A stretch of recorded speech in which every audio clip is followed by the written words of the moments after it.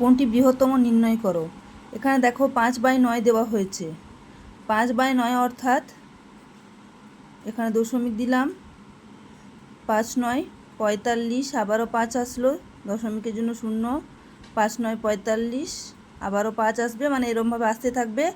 অর্থাৎ 5/9টাকে আমি লিখতে পারি 0.5 মাথায় পৌনঃপুনিক। ঠিক আছে, এবারে দেখো 0.23 দুটোর মাথায় বার আছে, তাহলে আমরা এটা লিখতে পারি 0.23, আবার 23, আবার 23 আসতেই থাকবে এভাবে। ঠিক আছে, এবারে দেখো রুট ওভার অফ আছে 25/49, তাহলে এটা রুট থেকে বার করলে 5×5 = 25, 7×7 = 49, 5/7 এভাবে আবার 5-এর এভাবে ভাগটাগ করব, ভাগটাগ করার পর পাবো দেখবে 0.7142, আর এদিকে 0.8 তার হোল স্কোয়ার অর্থাৎ হচ্ছে 8/10 তার হোল স্কোয়ার, আর তাহলে 8×8 = 64/100 অর্থাৎ 0.64।